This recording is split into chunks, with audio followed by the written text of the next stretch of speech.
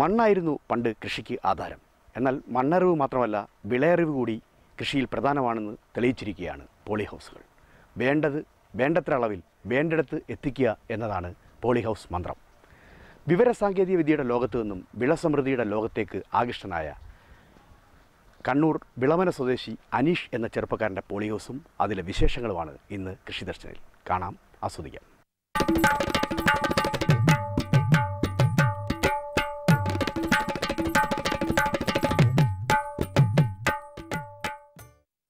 അനീഷ് എവിടെയായിരുന്നു ഇത്ര നാൾ? ഞാൻ ഏകദേശം കഴിഞ്ഞൊരു 11 വർഷമായിട്ട് ഖത്തറിലായിരുന്നു. ഖത്തറിൽ ജോലി ചെയ്യായിരുന്നു, IT മേഖലയിലായിരുന്നു. അപ്പോൾ ഇപ്പോൾ ഒരു 8 മാസത്തോളമായിട്ടുള്ളൂ നാട്ടിലേക്ക് വന്നിട്ട്. എത്ര വർഷമായിട്ട് ഖത്തറിലുണ്ടായിരുന്നു? 11 വർഷമായി. 11 വർഷത്തോളമായി, 10 വർഷത്തിൽ കൂടുതലായി. അനീഷ്, സാധാരണ ഈ ടെക്കികളൊക്കെ ഒരു 40 വയസ്സാകുമ്പോഴത്തേക്ക് അതിൽ നിന്ന് റിട്ടയർ ചെയ്ത് കൃഷിയിലേക്ക് വരുമെന്ന് കേട്ടു. അങ്ങനെയാണ് വന്നതാണ്? ഞാൻ സത്യത്തിൽ കൃഷിയിലേക്ക് വരാൻ വേണ്ടി കൃഷിയിലേക്ക് വന്നതല്ല. ഏതെങ്കിലും ഒരു ഫീൽഡിൽ സെറ്റിലാവണം എന്നൊരാഗ്രഹം ഉണ്ടായിരുന്നു. പിന്നെ മാത്രമല്ല, എനിക്ക് 40 വയസ്സായിട്ടില്ല. കാണാൻ ചിലപ്പോൾ തോന്നുന്നുണ്ടാവാം, പക്ഷേ 32 വയസ്സായിട്ടുള്ളൂ. അപ്പോൾ സത്യം പറഞ്ഞാൽ ഏതെങ്കിലും ഒരു മേഖലയിൽ ഒരു തുടക്കം കുറിക്കണം എന്ന് വിചാരിച്ചാണ്. അപ്പോൾ അച്ഛൻ ഏറ്റവും കൂടുതൽ കൃഷിയോട് ഒരു വല്ലാത്തൊരു അറ്റാച്ച്മെൻ്റ് ഉള്ള ഒരാളാണ്. അച്ഛൻ 30 വർഷത്തോളം ഗൾഫിൽ ഉണ്ടായിരുന്നു, ഗൾഫിൽ ജീവിച്ച ആളാണ്. അപ്പോൾ അവിടെ ബിസിനസ്സായിരുന്നു. അപ്പോൾ അച്ഛനാണ് ഇങ്ങനെ ഒരു ഐഡിയയെക്കുറിച്ച് പറഞ്ഞതും. പിന്നെ നമ്മൾ പല സ്ഥലത്ത് പോയി കണ്ടു. അപ്പോൾ കണ്ട സമയത്ത് ഇതൊരു കുഴപ്പമില്ല എന്നുള്ള രീതിയിൽ തോന്നി. അങ്ങനെ തുടങ്ങിക്കഴിഞ്ഞപ്പോൾ ഇതിനോട് ശരിക്കും പറഞ്ഞു കഴിഞ്ഞാൽ ഇത് തന്നെയായിരുന്നു ശരി എന്നൊരു ചിന്ത. അതെ. എന്തായിരുന്നു അങ്ങനെ തോന്നാൻ കാരണം? ഇത് തന്നെയായിരുന്നു ശരി, മുമ്പ് ചെയ്തതൊക്കെ തെറ്റായിരുന്നു തോന്നുന്നു? അങ്ങനെ മുമ്പ് ചെയ്ത് തെറ്റാണെന്ന് ഞാൻ ഒരിക്കലും പറയുന്നില്ല. മുമ്പ് ചെയ്ത് തെറ്റാണെന്നല്ല പറയുന്നത്. ഇപ്പോൾ ഇവിടെ നാട്ടിൽ വന്നിട്ട് തുടങ്ങിയത് ഇത് തന്നെയായിരുന്നു, തുടങ്ങേണ്ടിയിരുന്നതെന്ന് തന്നെയാണ് തോന്നുന്നത്. ഇത് തന്നെയായിരുന്നു കൂടുതൽ ശരിയെന്ന് തോന്നുന്നു. അതെ. എന്താണെന്ന് വെച്ച് കഴിഞ്ഞാൽ എത്ര ചതുരശ്ര മീറ്റർ ഉള്ള ഇത് 1000 സ്ക്വയർ മീറ്റർ, 25 സെൻറ്റ് ഉണ്ടാവും സ്ഥലം. 25 സെൻറ്റ് സ്ഥലത്താണ് ഇത് ചെയ്തിട്ടുള്ളത്. എങ്ങനെയായിരുന്നു ഇതിൻ്റെ ഇത് തുടങ്ങാനുണ്ടായിരുന്ന മുന്നൊരുക്കങ്ങൾ എന്തൊക്കെയായിരുന്നു? ഇത് വളരെ യാദൃശ്ചികമായിട്ട് നിങ്ങളെ ഈ ദൂരദർശൻ പോലുള്ള ചാനലുകളിൽ നിന്നുള്ള ഈ പരിപാടികൾ കണ്ടിട്ട് അങ്ങനെ ഇതൊരു കാണണം താല്പര്യം തോന്നി. അങ്ങനെ കുറച്ച് സ്ഥലങ്ങളിൽ പോയി കണ്ടു നോക്കിയ സമയത്ത് ഇതൊരു നല്ലൊരു ഇതായിട്ട് തോന്നി. അങ്ങനെ ഒരു തുടക്കം കുറിച്ചു. അപ്പോൾ തുടങ്ങിയ സമയത്ത് ഞാൻ നേരത്തെ പറഞ്ഞില്ലേ, എന്ന് വെച്ചാൽ ഇത് തന്നെയായിരുന്നു ശരിയെന്ന് പറയാൻ കാരണം, നമ്മൾ ഈ ഓരോ ദിവസവും വരുമ്പോൾ, ഇപ്പോൾ ഇന്ന് നമ്മൾ വൈകുന്നേരം പോകുന്ന അവസ്ഥയല്ല നാളെ രാവിലെ വരുമ്പോൾ ഇവിടുത്തെ ചെടി ഉണ്ടാകുന്നത്. അത് ഇപ്പോൾ പയറിൻ്റെ ആയാലും ശരി, കുക്കുമ്പർ ആയാലും ശരി, അത് ദിവസവും ഇങ്ങനെ മാറി വരികയാണ്. പക്ഷേ അതിൻ്റെ ഗ്രോത്ത്, പിന്നെ അതിൽ നിന്ന് കിട്ടുന്ന ആ ഒരു റിസൾട്ട്, അതൊക്കെ കാണുമ്പം ഒരു വല്ലാത്തൊരു എന്താ പറയുക ആത്മസംതൃപ്തി അതുണ്ട്. അപ്പോൾ ശരിക്കും ഇവിടത്തേക്ക് ഈ മണ്ണ് പരിശോധിച്ചിട്ടാണോ ഈ? അതെ, നമ്മൾ ഇത് ചെയ്യുന്നത് എങ്ങനെയാണെന്ന് വെച്ച് കഴിഞ്ഞാൽ, ഇത് ആദ്യം ഇതിൻ്റെ ബേസിക്കായിട്ട് സോയിൽ ടെസ്റ്റ് ചെയ്തതിന് ശേഷം നമ്മൾ പന്നിയൂർ കുരുമുളക് ഗവേഷണ കേന്ദ്രമുണ്ട്, അവിടെ നിന്നാണ് ഇതിൻ്റെ മണ്ണ് പരിശോധിക്കുന്നത്. മണ്ണ് പരിശോധിച്ചിട്ട് അവരൊരു ഷെഡ്യൂൾ തരും. അത് ഈ പയറിന് വേറൊരു ഷെഡ്യൂളാണ്, അതുപോലെ കുക്കുംബറിന് വേറെ ഷെഡ്യൂളാണ്. അപ്പോൾ ആ ഷെഡ്യൂൾ അനുസരിച്ചിട്ടാണ് നമ്മൾ ഇതിന് വളം കൊടുക്കുന്നത്. അപ്പോൾ അവർ ഇതിനകത്ത് കുറവുള്ള നമ്മുടെ മണ്ണിൽ എന്തൊക്കെയാണോ കുറവ് എന്ന് വെച്ച് കഴിഞ്ഞാൽ ആ കുറവുള്ള കാര്യങ്ങൾ നമുക്ക് ഒരു ഷെഡ്യൂളായിട്ട് തന്നെ എഴുതി തരും. ഇത് 3 ദിവസം കൂടുമ്പം ഇന്ന് മരുന്ന് കൊടുക്കണം, ഇന്നത് കൊടുക്കണം എന്നുള്ള രീതിയിൽ അങ്ങനെയാണ് കൊടുക്കുന്നത്. പിന്നെ അതിനേക്കാൾ പ്രധാനം നമ്മൾ ഈ പോളി ഹൗസ് ഇപ്പം പുറമേ നിന്ന് കാണുന്ന നമ്മുടെ ഇപ്പം ദൂരദർശൻ്റെ ഈ പ്രേക്ഷകരെ സംബന്ധിച്ചിടത്തോളം ഈ പോളി ഹൗസിൻ്റെ ഈ ഒരു സ്ട്രക്ചർ അതൊന്ന് വിശദീകരിക്കുക. എങ്ങനെയാണ് ഇതിൻ്റെ ഒരു ഘടന? ഇത് ശരിക്കും നാച്ചുറലി വെന്റിലേറ്റഡ് എന്നാണ് പറയുക. ഇത് വിദേശ രാജ്യങ്ങളിൽ ശരിക്കും വേറെ രീതിയിലാണ് ചെയ്യുന്നത്. അവർ പിന്നെ അതായത് കുറച്ചുകൂടി ഹൈടെക് ആയിട്ടാണ് യൂസ് ചെയ്യുന്നത്.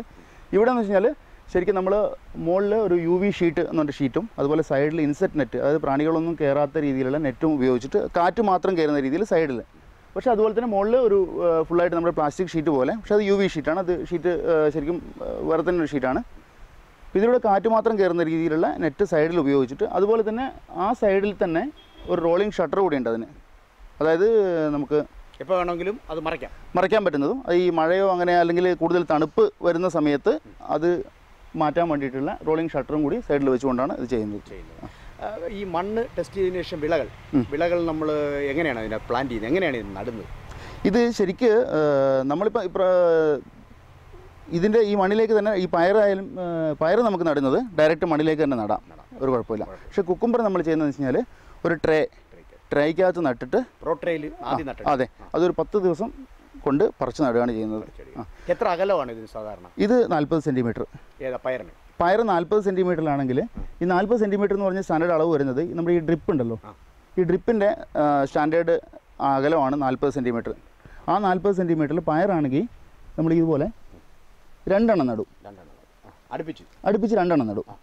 കാരണം എന്തുകൊണ്ടാണെന്ന് വെച്ച് കഴിഞ്ഞാൽ ഇതിൻ്റെ ഇല അത്രയും കൂടുതലില്ല. അപ്പോൾ അതുകൊണ്ട് ഈ സൂര്യപ്രകാശം കിട്ടുന്നതിന് ഈ പയറിന് വലിയ ബുദ്ധിമുട്ടുണ്ടാവില്ല. അതേസമയം കുക്കുംബർ ആണെങ്കിൽ അതിൻ്റെ വലിയ ഇലകളാണ്, ഇലയടുപ്പം കൂടുതലാണ്, അതുപോലെ തന്നെ അതിൻ്റെ സൈസും കൂടുതലാണ്. അപ്പോൾ അതുകൊണ്ട് കുക്കുംബർ നടുന്ന സമയത്ത് നമ്മൾ ഒരെണ്ണം മാത്രമേ നടുള്ളൂ, അത് 2 നടുവില്ല, ഒരെണ്ണം ആ 40 സെൻറ്റിമീറ്റർ ഗ്യാപ്പിൽ. ഇതിൻ്റെ ഇപ്പോൾ സാധാരണ പോളിഹൗസിൻ്റെ ഒരു ഏറ്റവും പ്രധാനപ്പെട്ട ഒരു മേന്മയെന്ന് പറയുന്നത് വെള്ളം പാഴാവുന്നില്ല, അതോടൊപ്പം വളവും പാഴാവുന്നില്ല. ഇല്ല, അത് നമ്മൾ വെച്ചാൽ ഇത് ഡ്രിപ്പ് ഇറിഗേഷനിൽ ഉള്ളൊരു ഗുണം എന്ന് വെച്ച് കഴിഞ്ഞാൽ അതിനാവശ്യമായിട്ടുള്ള, അതായത് ഈ ചെടികൾക്ക് എന്താണോ ആവശ്യം, എത്ര വെള്ളമാണോ ആവശ്യം അത്ര വെള്ളം മാത്രമേ നമ്മൾ ഇതിന് കൊടുക്കുന്നുള്ളൂ. അതുപോലെ തന്നെ വളം എന്ന് വെച്ചാൽ ഇത് രണ്ടും ഇതിൻ്റെ കൃത്യം ഇതിൻ്റെ വേരുകളിൽ തന്നെ ചെല്ലുന്നതുകൊണ്ട്.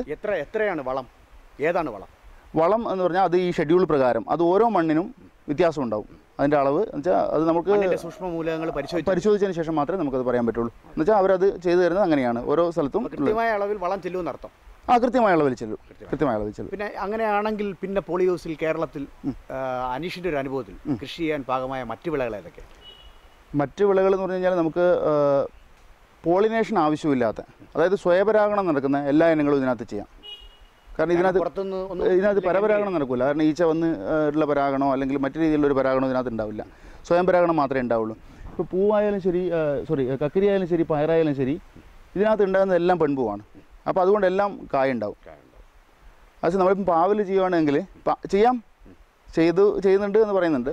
പക്ഷേ അത് നമ്മൾ മാനുവൽ പോളിനേഷൻ, നമ്മൾ സ്വയം പരാഗണം ചെയ്തു കൊടുക്കണം. ആൺപൂവും പെൺപൂവും നമ്മൾ തിരിച്ചറിഞ്ഞിട്ട് നമ്മൾ തന്നെ പരാഗണം ചെയ്തു കൊടുക്കണം. അത് അത്രത്തോളം അല്ലല്ല, പയറിന് അങ്ങനെ ഒരു വിഷയമില്ല. പയറ് എല്ലാം അങ്ങനെ തന്നെയാവും. അതുപോലെ തന്നെ കക്കിരി എല്ലാം അങ്ങനെ തന്നെയാവും. ഈ കക്കിരി എല്ലാം അങ്ങനെയാവും. പക്ഷേ നിങ്ങൾ ഈ ഏത് പോളിഹൗസ് എടുത്ത് പരിശോധിച്ചാലും എല്ലാ ആളുകളും ഒരേ ടൈപ്പ് വിളകളാണല്ലോ ചെയ്യുന്നത്. അല്ല, അതിൻ്റെ 2 കാരണങ്ങൾ. ഒന്ന് ഈ പറഞ്ഞ പോലെ ഈ പരാഗണത്തിൻ്റെ വിഷയം, പിന്നെ ഒന്ന് നമുക്ക് മാർക്കറ്റ് ചെയ്യാൻ പറ്റുന്ന, അതായത് പെട്ടെന്ന് മാർക്കറ്റ് ചെയ്യാൻ പറ്റുന്ന. നമുക്ക് ഇപ്പം പയറെന്ന് വെച്ചാൽ നമുക്കിപ്പോൾ എത്ര കൂടുതൽ പയറുണ്ടായി കഴിഞ്ഞാലും നമ്മുടെ ഈ ഏരിയയിൽ, ഈ മലയോര മേഖലയിൽ എത്രയാണെങ്കിലും പയർ പരമാവധി വന്ന് നമുക്ക് കുറച്ച് വില കുറയുന്നേ ഉള്ളൂ. അത് ചിലവാകാതെ ഒരു എത്ര രൂപയുണ്ട് ഇപ്പോൾ മാർക്കറ്റിൽ പയറിന് വില? ഇപ്പം നമുക്ക് 50 രൂപ കിട്ടുന്നുണ്ട് പോളിഹൗസ് പയറിന്. പൊതു മാർക്കറ്റിൽ മറ്റു പയറുകൾ എനിക്ക് തോന്നുന്നു 30-35 ആ ഒരു വിലയാണ്. അധികം കൊടുത്ത് വാങ്ങാൻ ആളുണ്ടോ? തീർച്ചയായിട്ടും. എന്താ അതിൻ്റെ ഒരു മേന്മ? അത് ഒന്ന് ഇത് തന്നെ, ഇതിനകത്ത് നമ്മൾ കീടനാശിനി ഉപയോഗിക്കുന്നില്ല, യാതൊരു രീതിയിലുള്ള കീടനാശിനികൾ ഇതിനകത്ത് ഉപയോഗിക്കുന്നില്ല. അത് നിങ്ങൾക്ക് ഈ പയർ ഇത് നോക്കിക്കഴിഞ്ഞാൽ തന്നെ അത് മനസ്സിലാവും. അതിനകത്തൊരു കുത്തോ അല്ലെങ്കിൽ ഒരു ഈച്ച കുത്തിയതായിട്ടോ ഒന്നുമില്ല. അതുപോലെ തന്നെ രുചിയും കൂടുതലാണ്. അത് മാത്രമല്ല, ഇത് നമുക്കെന്ന് വെച്ച് കഴിഞ്ഞാൽ നമുക്കിപ്പോൾ ഇന്ന് ഏറ്റവും വലിയൊരു വിഷയം എന്ന് വെച്ചാൽ നമുക്ക് പച്ചയ്ക്കൊരു സാധനം, ഇങ്ങനെ ഒരു സാധനം കഴിക്കാൻ പറ്റില്ല. ഇത് നമുക്ക് പച്ചയ്ക്ക് കഴിക്കാം. എന്താണെന്ന് വെച്ച് കഴിഞ്ഞാൽ നമ്മൾ ഇതിനകത്ത് ഒരു കീടനാശിനി ഉപയോഗിക്കുന്നില്ല.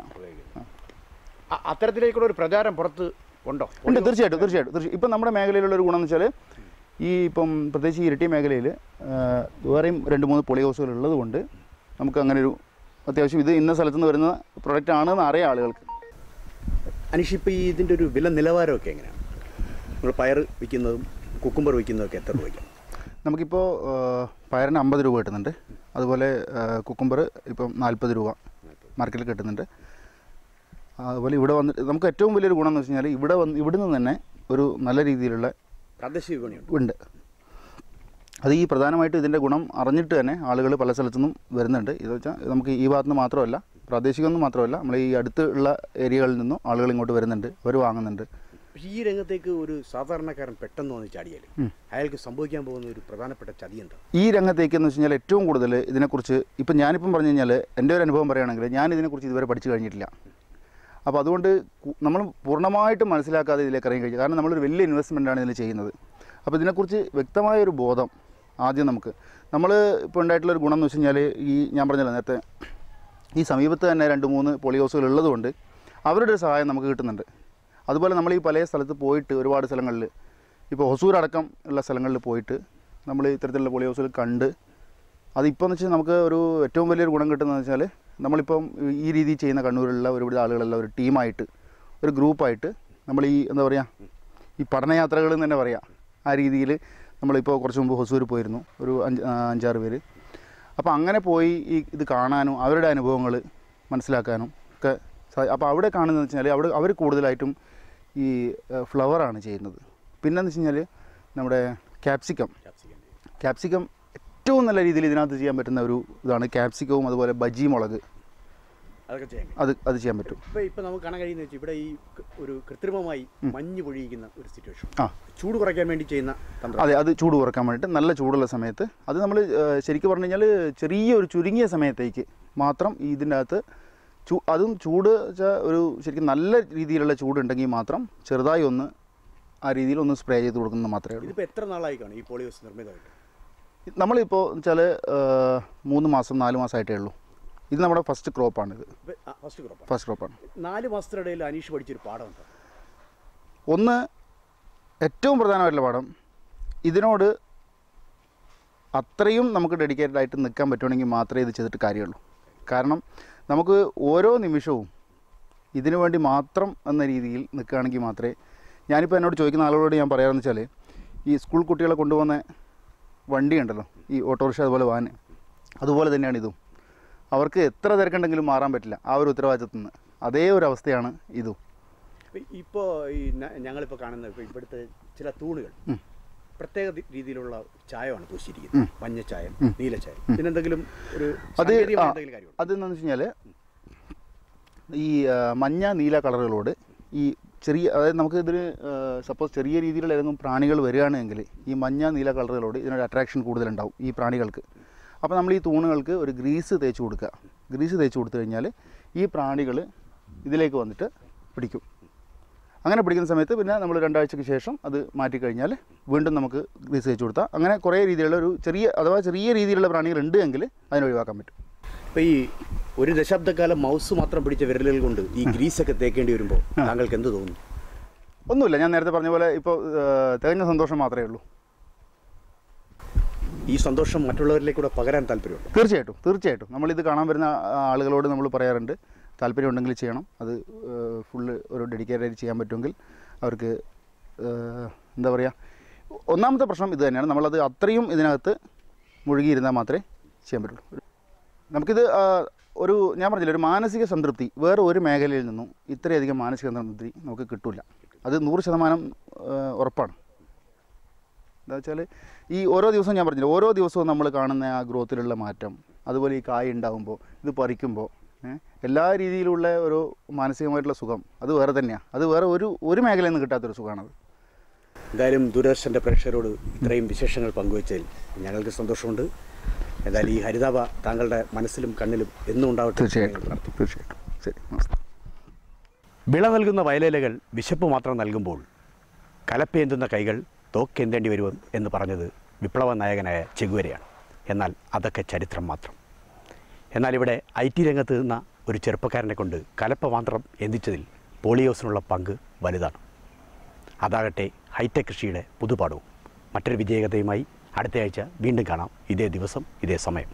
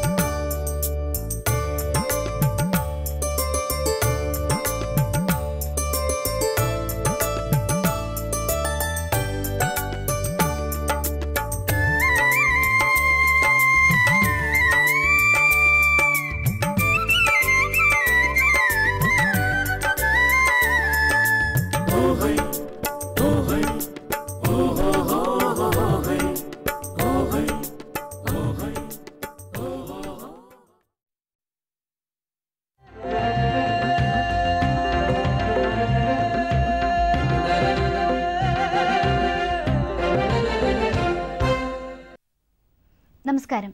ദൂരദർശൻ കാർഷിക വാർത്തകളിലേക്ക് സ്വാഗതം. പ്രധാന വാർത്തകൾ. കാർഷിക യന്ത്രവൽക്കരണം ഊർജിതപ്പെടുത്താൻ പദ്ധതി. സീറോ ബജറ്റ് കൃഷിയിൽ ശില്പശാല. സബ്സിഡി തുക ലഭിക്കാത്തവർ വിവരം കൃഷിവകുപ്പിനെ അറിയിക്കണം. വിശദമായ വാർത്തകളിലേക്ക്. കാർഷിക യന്ത്രവൽക്കരണം ഊർജിതപ്പെടുത്തുന്നതിന്റെ ഭാഗമായി കൃഷിവകുപ്പ് 71.62 ലക്ഷം രൂപയുടെ കേന്ദ്ര സഹായ പദ്ധതി നടപ്പാക്കുന്നു. പദ്ധതി പ്രകാരം കാർഷിക യന്ത്രങ്ങളുടെ പ്രവർത്തനവും പരിശീലനവും പ്രദർശനവും കൃഷിവകുപ്പിന്റെ വെള്ളായണിയിലെ research testing and training centre മുഖേന നടപ്പാക്കും. നെൽകൃഷിയിൽ കള നശീകരിക്കാനുള്ള പാഡി പവർ ഡ്രീഡർ, കുഴിയെടുക്കുന്നതിനുള്ള പോസ്റ്റ് ഹോൾ ഡിഗർ, മരം മുറിക്കുന്നതിനുള്ള ടെലിസ്കോപ്പിക് ട്രീ പ്രൂണർ പെയ്സോ, നെൽച്ചെടി പറിച്ചു നടുന്നതിനുള്ള റൈസ് ട്രാൻസ്പ്ലാന്റർ, വിത്തിടുന്നതിനുള്ള പാഡി സീഡിംഗ് മെഷീൻ തുടങ്ങിയ വിവിധ യന്ത്രങ്ങളുടെ പ്രവർത്തനവും പ്രദർശനവും നടപ്പാക്കുന്നു. ചിലവില്ലാത്ത പ്രകൃതി കൃഷിയുടെ ഉപജ്ഞാതാവായ സുഭാഷ് പല്ലേക്കർ നേരിട്ട് കേരളത്തിൽ 2 ശില്പശാലകൾ സംഘടിപ്പിക്കുന്നു. തെക്കൻ ജില്ലയിൽ പത്തനംതിട്ടയിലെ അടൂർ മാർത്തോമ സെന്ററിൽ 2014 ഫെബ്രുവരി 1 മുതൽ 7 വരെയാണ് ശില്പശാല. വടക്കൻ ജില്ലയിലെ കർഷകർക്ക് വേണ്ടിയുള്ള ശില്പശാല മലപ്പുറത്തെ നിലമ്പൂരിൽ 2014 ഫെബ്രുവരി 11 മുതൽ 17 വരെയാണ്. 2 ക്യാമ്പിലും പല്ലേക്കർ നേരിട്ടായിരിക്കും പരിശീലനം നൽകുക. കർഷക തൊഴിലാളികൾ, അധ്യാപകർ, വിദ്യാർത്ഥികൾ, ആരോഗ്യ പ്രവർത്തകർ, പരിസ്ഥിതി പ്രവർത്തകർ, കുടുംബശ്രീ അംഗങ്ങൾ തുടങ്ങിയവർക്കെല്ലാം ശില്പശാലയിൽ പങ്കെടുക്കാം. ശില്പശാലയിൽ പങ്കെടുക്കാൻ ആഗ്രഹിക്കുന്നവർക്ക് ബന്ധപ്പെടാവുന്ന ഫോൺ നമ്പറുകൾ: അടൂർ ക്യാമ്പ് 9446350670, നിലമ്പൂർ ക്യാമ്പ് 9495083959.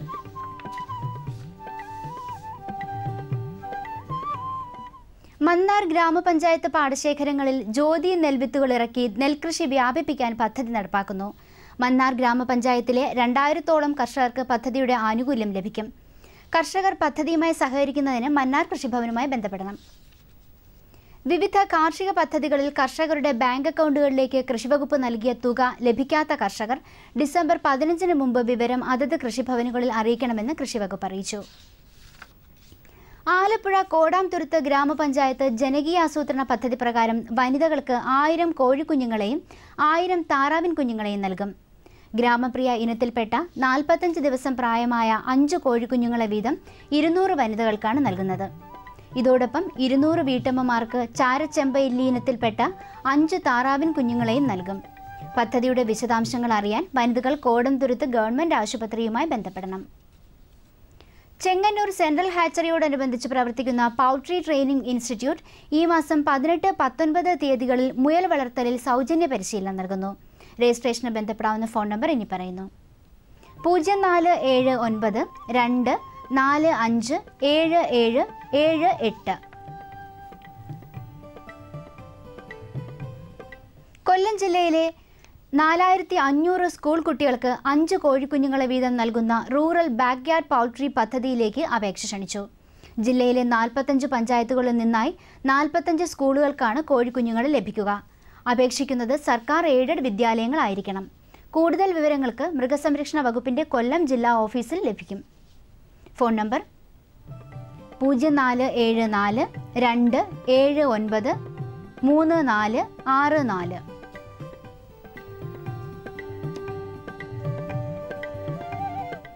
എറണാകുളം ജില്ലയിലെ കീഴ്മാട് പഞ്ചായത്തിൽ 38 കർഷകർക്ക് കാലി വളർത്തലിന് 15000 രൂപ സബ്സിഡി നൽകുന്ന പദ്ധതി തയ്യാറായി.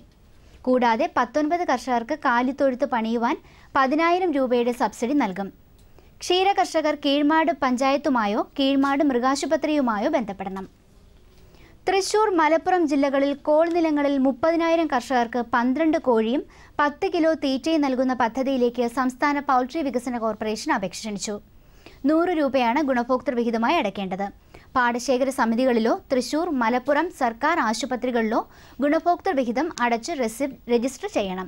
ഡിസംബർ 15 അവസാന തീയതി. പൂന്തോട്ട വിളകൾ കൃഷി ചെയ്യുമ്പോൾ അത്യാവശ്യത്തിന് ഉപയോഗിക്കാവുന്ന ചെറിയ മൈക്രോ ഡില്ലറുകൾക്ക് പ്രചാരം നേടുന്നു. 4 കുതിരശക്തിയിൽ താഴെ മാത്രം ഊർജ്ജസ്രോതസ്സുള്ള ഇവ ഏകദേശം 2 ഇഞ്ച് ആഴത്തിൽ മണ്ണിളക്കി കളകളെ നീക്കം ചെയ്യാൻ സഹായിക്കും.